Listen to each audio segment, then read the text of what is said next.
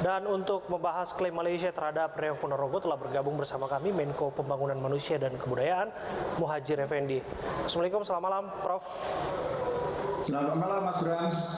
Ya, semoga sehat terus ya Prof ya. Sehat.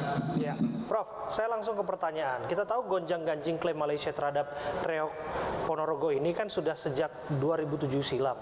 Kita pikir itu sudah usai dan sudah didaftarkan ke UNESCO. Tapi sampai pada akhirnya diungkap kembali oleh Prof Muhadjir, ini seperti apa duduk perkaranya? Saya sebetulnya nggak secara langsung mengungkap ya, hanya dari sisi eksistensi Reog sendiri aja. Nah, kita berusaha untuk mempercepat, memastikan bahwa Reog ini akan bisa segera diakui sebagai warisan budaya tak benda di tingkat UNESCO.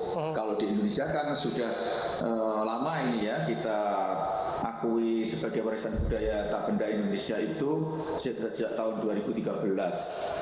Dan selama 4 tahun berjalan sudah kita lengkapi, kita sempurnakan, dan sekarang ini sejak tanggal 18 Februari 2022 itu kita sudah mengusulkan langsung ke UNESCO, sehingga mudah-mudahan tidak akan ada kendala karena segala persyaratan yang ditetapkan oleh UNESCO itu sangat dipenuhi oleh kriteria-kriterianya oleh warisan budaya tak benda yang bernama Reog ini. Jadi panjang ya Prof prosesnya ya Prof? Ya? Panjang ya Prof prosesnya, tadi daftarkan 2013, sekarang sudah 2022, ini belum kunjung usai urusan klaim warisan bangsa kita ini. Bukan soal itu, karena kita ini kan banyak sekali yang akan diusulkan ke UNESCO. Sementara bahkan mungkin kita ini negara yang paling banyak ya mengajukan usulan warisan budaya tak benda itu.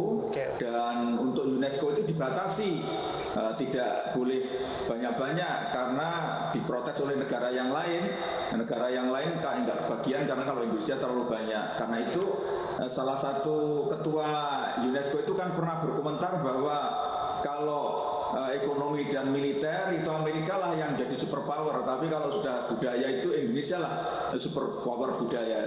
Kenapa? Karena tadi itu mereka kerepotan sekali menerima pengajuan dari Indonesia itu begitu banyak. Nah, salah satunya Reog ini memang secara intens sudah kita kerjakan ya, melalui Dirjen Kebudayaan Kemendikbudristek, karena ada persyaratan-persyaratan dan kemudian juga pembimbingan karena supaya agar dari pihak stakeholder dalam hal ini masyarakat, komunitas, pemerintah, Ponorogo maupun Jawa Timur itu betul-betul bisa menyiapkan dengan baik sehingga nanti ketika diusulkan ke UNESCO itu tidak ada kendala. Itu aja Mas Bram. Iya, begini Prof, bahwa kemudian kami mendengar Prof ada menyeletuk ya, berkata bahwa jangan sampai keduluan Malaysia. Bahkan kami juga sudah dapat informasi mereka menyebutnya dengan istilah barongan ini sudah masuk duluan daftarnya ke UNESCO. Betul demikian Malaysia melakukannya? Saya belum cek lebih jauh gitu bahwa memang pernah Malaysia itu melakukan klaim, dan mengklaim itu sebenarnya tidak salah. Artinya masing-masing negara itu boleh mengajukan kok. Nanti apakah itu akan diajukan secara tunggal oleh satu negara tertentu atau bisa juga lebih dari satu negara. Misalnya kita punya kulintang yang kita usulkan UNESCO, itu Filipina juga melakukan klaim.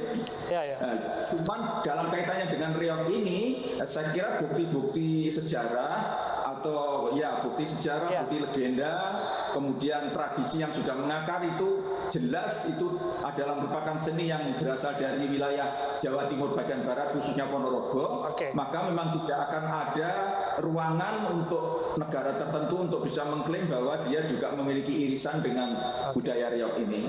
Itu yang akan kita lakukan.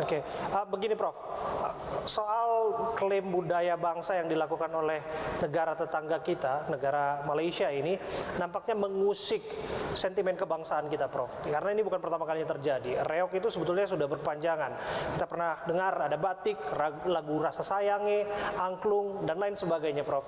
Bagaimana Anda menjelaskan harusnya kita bereaksi terhadap isu-isu tersebut? Pertama, ya kita harus betul-betul mulai intensif mendata menginventarisir berbagai macam karya budaya kita, baik itu yang budaya benda maupun budaya yang tak benda. Dan Mas Bram perlu diketahui bahwa kita agak mulai perhatian terhadap masalah budaya ini baru tahun 2017 ya, dengan diturunkannya disahkannya Undang-Undang Nomor 5 Tahun 2017.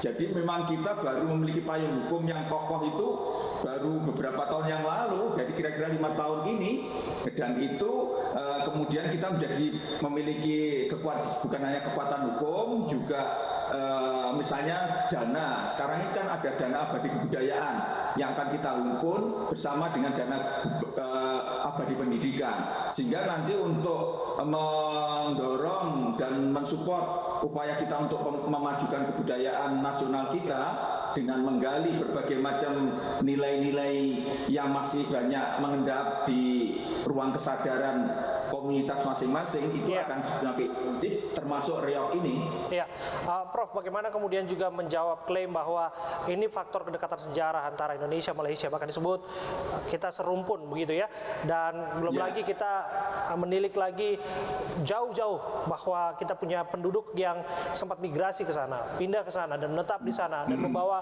budaya di sana dan menumbuh kembangkannya. Bagaimana kita bereaksi? Ya, kalau budaya ya pendekatannya budaya, tidak harus konfrontatif, diajar bukan baik-baik. Dan Malaysia bukan satu-satunya ya Mas Bram ya.